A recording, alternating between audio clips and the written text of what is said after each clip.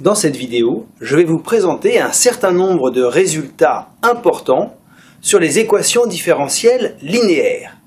Alors, l'ordre peut être quelconque et ce ne sont pas forcément des équations différentielles à coefficient constant.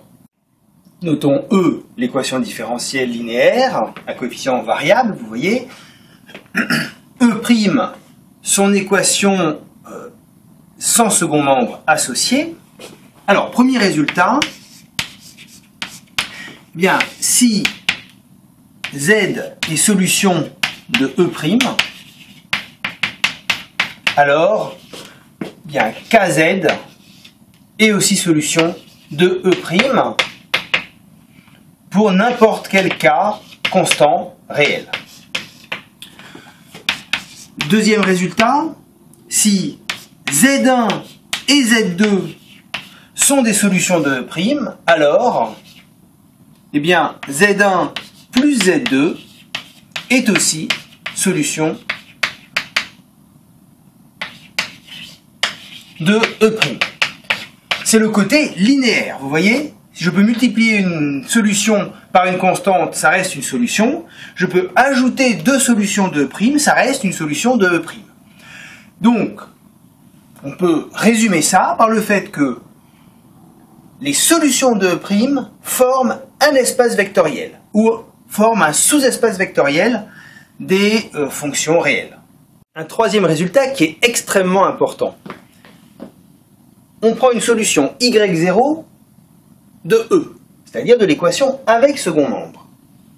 Alors, une fonction y qui s'écrit y0 plus z est solution de E, c'est une autre solution de E, ça c'est équivalent à dire que z est une solution de E'. C'est un résultat absolument fondamental. C'est le côté affine des solutions de E. C'est-à-dire que si on connaît les solutions de l'équation sans second membre, toutes les solutions de l'équation sans second membre, et une solution de E, alors on connaît toutes les solutions de E. Pour trouver les solutions de E, il suffit de translater d'une solution de E l'ensemble des solutions de E'. Ça, c'est un résultat extrêmement important des équations différentielles linéaires. Voici un autre résultat qui n'est valable que pour les équations différentielles linéaires. Alors, j'ai changé un petit peu mes notations. E1, c'est l'équation différentielle avec comme second membre B1 de x, et E2, c'est l'équation différentielle avec les mêmes coefficients ici, AN de x, AN-1 de x, etc., A1 de x, A0 de x, mais avec comme second membre B2 de x. Alors, mon résultat 4 est le suivant, c'est que si Y1 est solution de E1 et Y2 est solution de E2, alors Y1 plus Y2 est solution d'une troisième équation différentielle, donc de E, de E3 disons, où E3 c'est encore la même équation différentielle, AN de x, Y dérivé n fois de x, plus etc., jusqu'à plus A0 de x, Y de x, égale, et maintenant la somme de B1 et de B2. Donc ce résultat, 4, s'appelle le lemme de superposition des solutions. Si on sait résoudre les équations différentielles avec comme second membre B1 et B2, eh bien on sait résoudre avec comme second membre B1 plus B2. Voyons maintenant l'un des résultats les plus importants de la théorie des équations différentielles, le théorème de Cauchy linéaire. Alors j'ai encore un petit peu changé la forme de notre équation différentielle linéaire, je n'ai pas mis de coefficient devant la dérivée n de y ici, c'est-à-dire j'ai fait comme si an de x était égal à 1, c'est-à-dire j'ai divisé toute l'équation par an de x, et bien sûr ça pose un problème si an s'annule. C'est pour ça qu'on veut justement que an de x ne s'annule pas. Donc, je prends cette équation différentielle. A0, A1, A2, AN-1 et le second membre B sont des fonctions continues d'un intervalle I de R dans R. Et puis, je me fixe un x0 qui est un élément de l'intervalle I, justement, et puis des réels, alpha 0, alpha 1, alpha 2, alpha n-1 quelconque. Ça, ce sont nos hypothèses. Que dit le théorème de Cauchy linéaire? Il dit la chose suivante. Il existe une unique solution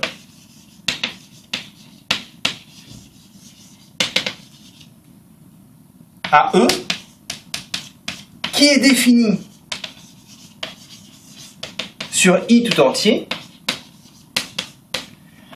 et qui vérifie y de x0 égale alpha 0, y' de x0 égale alpha 1, y dérivé n-1 fois en x0 égale alpha n-1.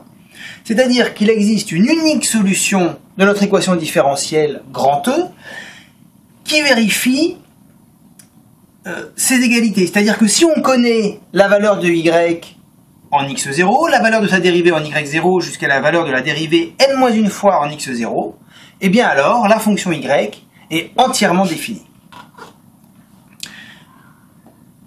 Alors, elle est unique en tant que fonction définie sur i, mais il n'y a pas d'autre solution définie sur un intervalle plus petit. Une autre solution qui serait définie sur un intervalle plus petit serait une restriction de cette solution-là. Donc c'est vraiment une unicité forte de la solution qui vérifie ces égalités-là. Voyons ce que cela donne pour une équation différentielle linéaire d'ordre 1. x0 et y0, deux réels fixés. Notre équation différentielle E, comme elle est d'ordre 1, elle est de la forme y' de x plus a0 de x, y de x égale b de x. Y c'est toujours notre inconnu évidemment. Et on a la condition y de x0 égale y0. C'est-à-dire qu'on se fixe un point d'abscisse x0 et d'ordonnée y0. Et bien à ce moment-là, il y a une unique solution de cette équation différentielle qui passe par ce point-là. Voyons ce que cela donne pour l'ordre 2. Notre équation différentielle est maintenant de la forme y seconde plus a1 y' plus a0 y égale b. x0, y0, v0, trois réels fixés qui ne bougent pas.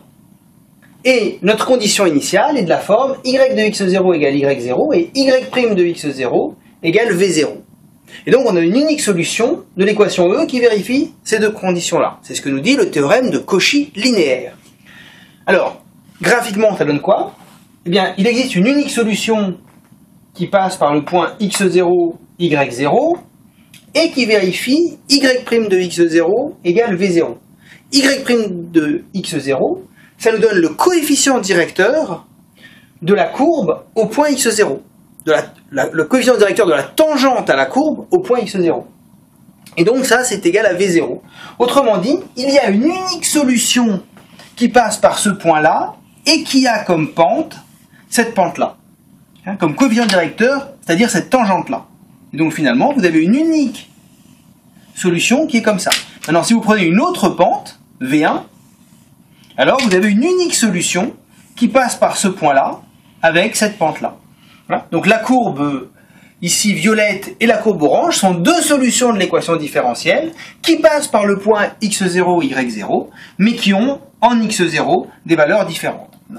Donc par exemple, ici la courbe orange est la solution de ce système-là, alors que la courbe violette va être solution de y de x0 égale y0, et puis y' de x0 égale v1.